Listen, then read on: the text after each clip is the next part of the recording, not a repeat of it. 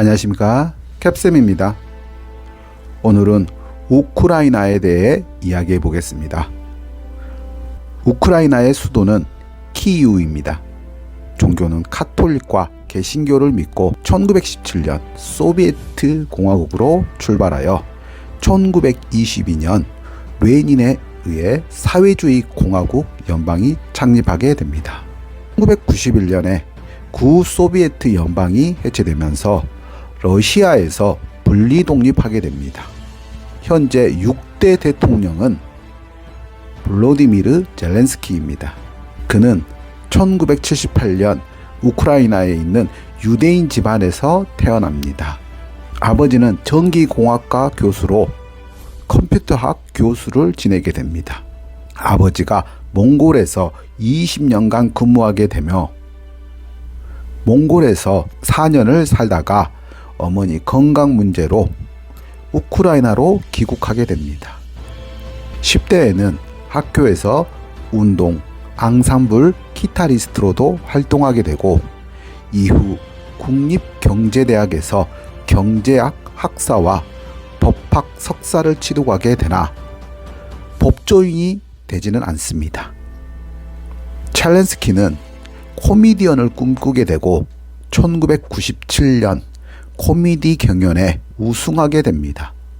이후 각종 프로그램에 출연하여 인지도를 쌓아 2006년 우크라이나판 댄스 위드 더 스타에 출연하여 우승을 차지하게 되고 이름을 알리게 되며 2015년 시트콤 인민의 종에서 역사 교사로 출연하여 부정부패에 저항하는 청렴한 주인공으로 엄청난 시청률을 기록하면서 국민적인 인기를 얻게 되었습니다.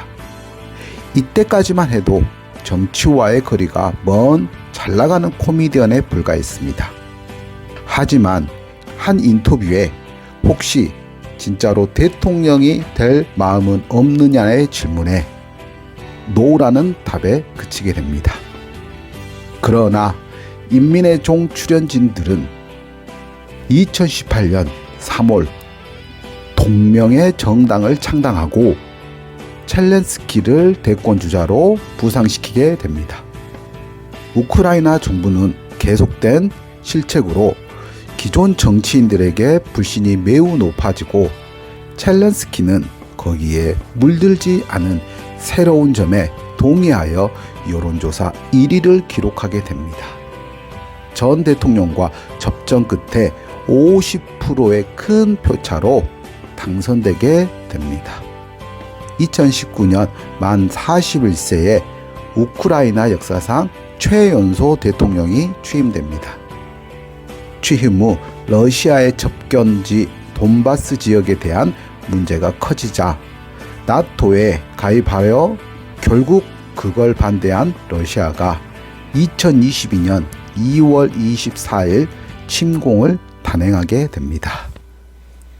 전쟁이 터지자 미국에서는 첼렌스키를 해외로 피신하려고 제의합니다. 하지만 첼렌스키는 계속 거절하게 되고 키이우 시민들과 절대 항쟁하게 되며 직접 총을 들고 총력전의 상황을 돌입하게 됩니다. 러시아의 표적 1순위가 되어 있는 첼렌스키는 고군분투하며 시간을 보내게 되고 직접 SNS를 통해 이렇게 이야기합니다. 좋은 저녁입니다. 여러분, 당대표가 여기 있습니다. 대통령 비서실장도 여기 있습니다. 총리도 여기 있습니다. 그리고 대통령도 여기 있습니다. 우리 모두는 독립을 위해 싸우겠습니다. 언제나 그럴 것이고 우리는 이길 것입니다. 라고 영상을 올리게 됩니다. 2022년 3월 1일 우리나라는 3.1절이 되겠네요.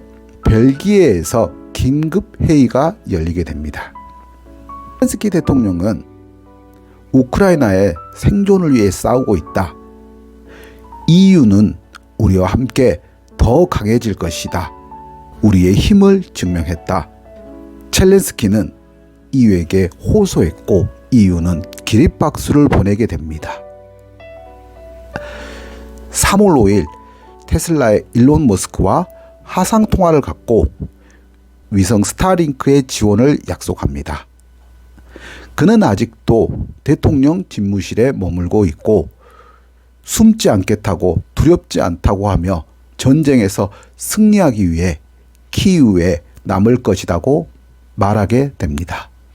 법조인을 포기하고 자신의 꿈을 향한 코미디언을 선택한 그는 그 누구보다 훌륭한 대통령이 되었습니다.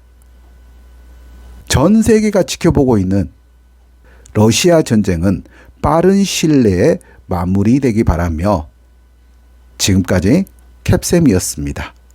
감사합니다.